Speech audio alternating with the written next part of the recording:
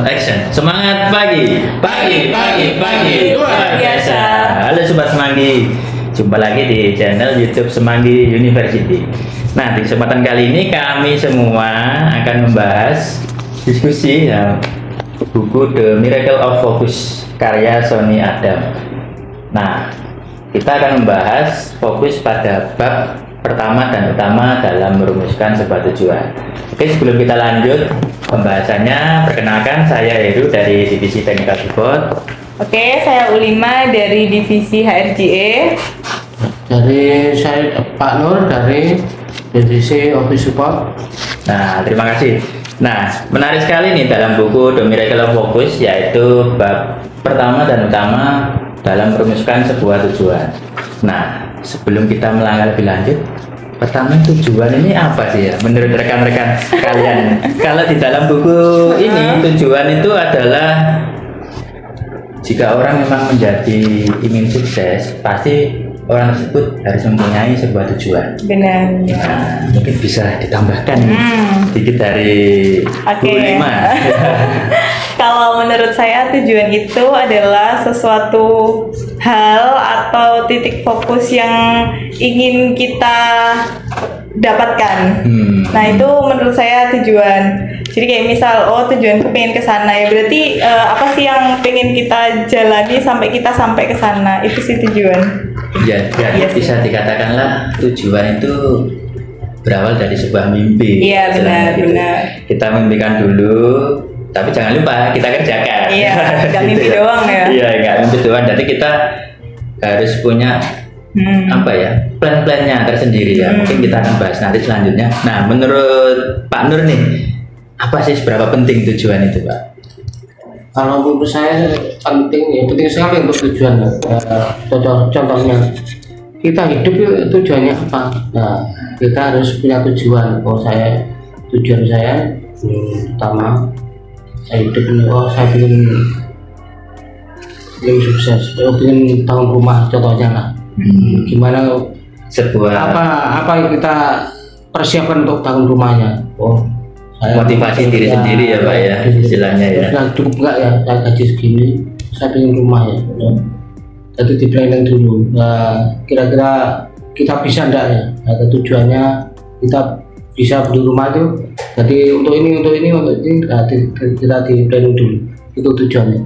Tujuan. Ya, dalam buku ini tujuan adalah sesuatu yang membuat seseorang mampu terbang tinggi menggapai kesuksesan. Salah satu quote di buku ini. Nah, cukup menarik mungkin yang saya garis bawahi. Kadang kita itu memilih tujuan, mempunyai sebuah tujuan, tapi kita itu kayak bermimpi. Kita tidak melakukan. Ya, kita tidak melakukan. Kayak hidup itu mengalir aja. Tujuan kita itu kadang kita lupa apa sih tujuan kita sebenarnya itu ya. Itu seringkali nanti kita bisa menjadi gagal sampai tujuan itu, bahkan melenceng ya. Mungkin kita bisa membuat tujuan yang lebih jelas. Kita merumuskan tujuan, kunci keberhasilan di masa depan. Nah, dalam merumuskan sebuah tujuan pasti kita mengenal istilah 5 W's atau 5W. Ya, di situ kan ada what, apa sih tujuan kita? Ya, apa tujuan kita? Terus kemudian di situ ada why, mengapa kok tujuan itu harus tercapai? Itu mungkin bisa apa sih aku harus punya rumah ya, misalnya gitu. Bu, siapa yang terlibat? Ya pastinya individunya sendiri, kan kita yang memulai tujuan. Terus where, di mana? Ya, kita mencapai tujuan itu Gimana? Akankah di mana ini bisa diartikan sebuah perusahaan, mungkin ada sebuah lingkungan tersendiri. Kalau misalkan rumah, aku komunitas, komunitas. Terus WITS, identifikasi persyaratan dan targetnya, kendala apa yang dihadapi. Nah, mungkin dari Ibu Lima nih bisa menambahkan apa sih 5 W's? What, why, who, where, and which.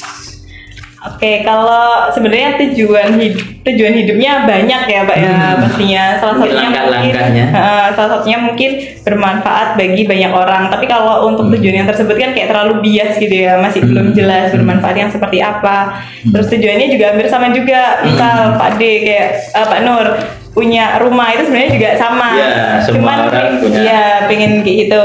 Cuman yang lebih dekat adalah tujuan yang maksudnya jangka pendeknya saya pengen punya tujuan itu di diri sendiri aja. Gimana caranya kita itu bisa upgrade skill diri lebih lagi kayak gitu, entah itu dari pengetahuan atau mungkin dari pola pikir atau mungkin memanage sesuatu hal. Nah itu saya pengen punya tujuan yang kayaknya bisa lebih baik dari yang sebelumnya gitu. Punya kita mulai membuat tujuan jangka pendeknya. Jangka pendek dulu, dan itu pun ke diri sendiri gitu. Itu sih yang dibuat itu.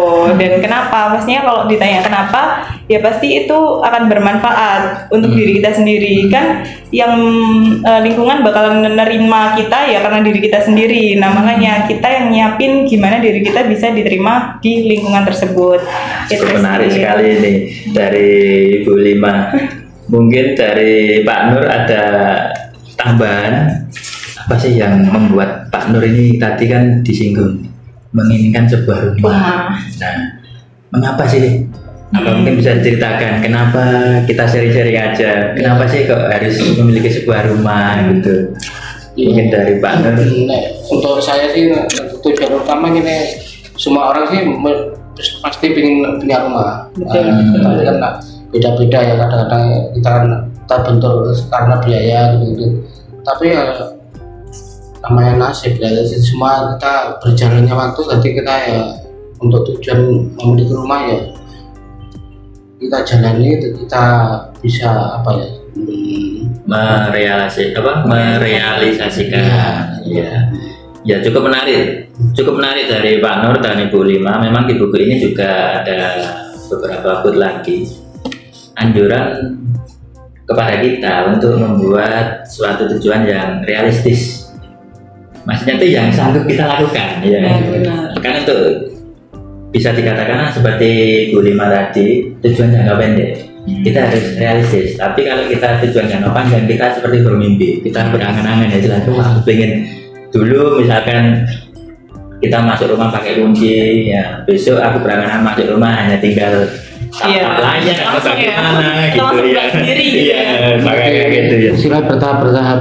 Ya bertahap. Jadi poin dari tujuan yang realistis itu adalah tujuan yang disesuaikan dengan keadaan. Nah, jadi kita juga misalkan tadi dari Mbak Lima ingin menjadi pribadi yang lebih baik, ya mungkin sesuai dengan posnya ya.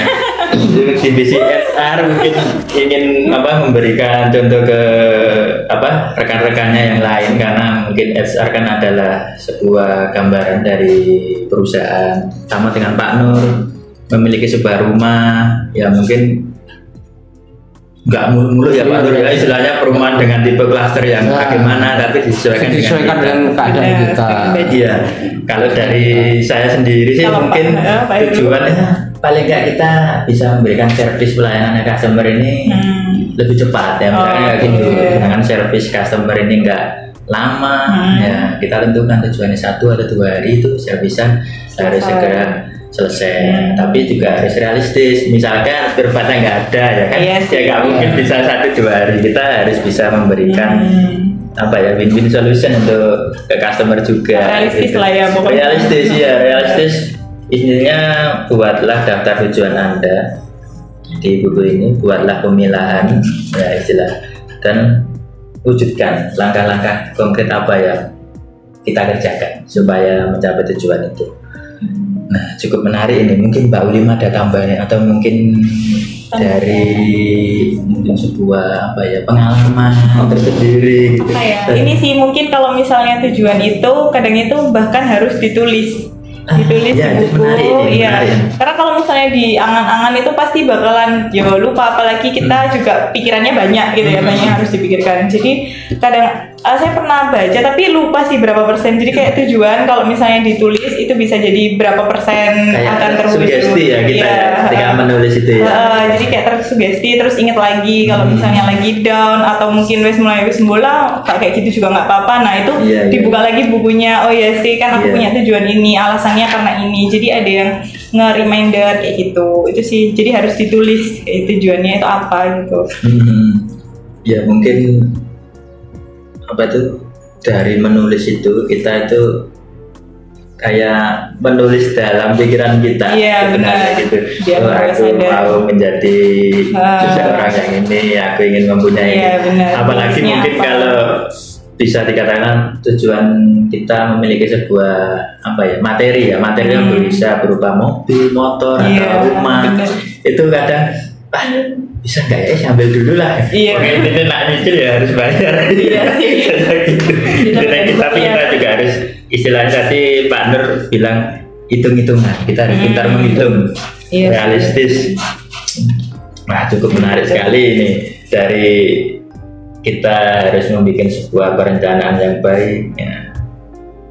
Jadi di sini bercermin dari kisah Amundsen dan Scott dari buku ini, ya, orang sukses itu tidaklah lebih kreatif dari orang yang kurang sukses, tidak pula lebih visioner, tidak lebih karismatik, tidak lebih berani mengambil risiko, tidak lebih cenderung membuat langkah besar. Namun orang-orang sukses lebih memiliki perencanaan yang baik ketimbang orang yang kurang sukses. Jadi rencana nomor satu ya, istilahnya kita harus mempunyai plan-plan dalam jangka pendek seperti yang disebutkan dan maupun plan jangka panjang. Nah, mungkin sedikit itu dari saya selaku moderator. Nah, mungkin dari Pak Nur menanggapi quote orang-orang sukses lebih memiliki perencanaan yang baik ketimbang orang yang kurang sukses ini seperti apa, Pak?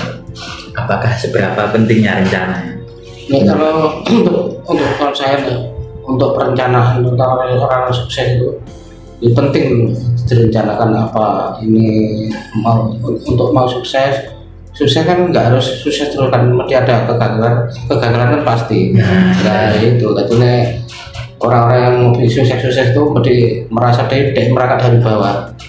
Nah, merangkak dari bawah nggak langsung ujuk-ujuk sukses. Tadi kita dilalui tangga dengan sukses, gagal tadi jatuh bangun. Nah, dari kegagalan itu diambil sebuah istilahnya ya. Contohnya pengalaman saya dulu lah. Saya dulu kan pengen beranak ya. Saya kok cuman istilah contoh kecil lah, motor gitu aja. Iya. Saya kan punya motor, tapi saya bolak-balik punya motor, tapi saya sih motor pingin yang nama saya sendiri. Gimana caranya? Gimana caranya? Kok bolak-balik kok namanya orang terus? Gimana aku kok pingin yo nama aku dewi? Gimana caranya? Tapi seiring waktu berjalan ya sedikit-sedikit kita ada uang, ya akhirnya tercapai juga ya dengan apapun alasan kita untuk ngumpulin uang, tapi ya tidak selalu sukses. Ada pertolongan kan ya, kita ya berdoa, ada izin Allah pertolongan. Ada orang yang memberi uang, beli cash, terus nyicil lah, itu kan yang semua itu atas doa kita yang terkabul dan kita angan-angan kita ya juga ya itulah namanya yang terkabul tadi. Jangan lupa doa itu. Menarik sekali nih Pak Nur ini. Jadi selain sebuah rencana kita juga harus berikhtiar ya, mungkin dalam keyakinan kita itu berdoa istilahnya berdoa memohon apa yang kita terjadi. Mungkin dari Mbak Ibu Ulima. Ini sih yang bedain orang sukses sama mungkin yang kurang sukses itu yaitu tadi perencanaannya. Jadi nggak ada alasan iyalah jelas dia sukses orang dia disiplin, iyalah dia sukses orang pemikirannya visioner, enggak. Tapi gimana orang itu bisa punya rencana dengan baik dan dijalankan, nggak cuma rencana atau kayak gitu. Jadi nggak ada alasan lah ya untuk hal tersebut gitu. Kita harus melakukan rencana bertahap ini rencananya ini goal atau tidak. Kalau nggak goal kita evaluasi. Orang kaya orang sukses tidak harus orang kaya, orang miskin bisa sukses, tapi kan beda-beda. Ya kadang itu kesuksesan bukan hanya materi ya, tujuannya mungkin bisa hal lain. Nah cukup menarik ini dari pembahasan buku The Miracle of Focus. Nah sangat panjang kalau kita kupas beberapa bab ke depan. Mungkin di next kesempatan kita akan mengupas bab selanjutnya. Terima kasih dari saya. Kita akhiri bedah buku sesi kali ini. Semangat pagi.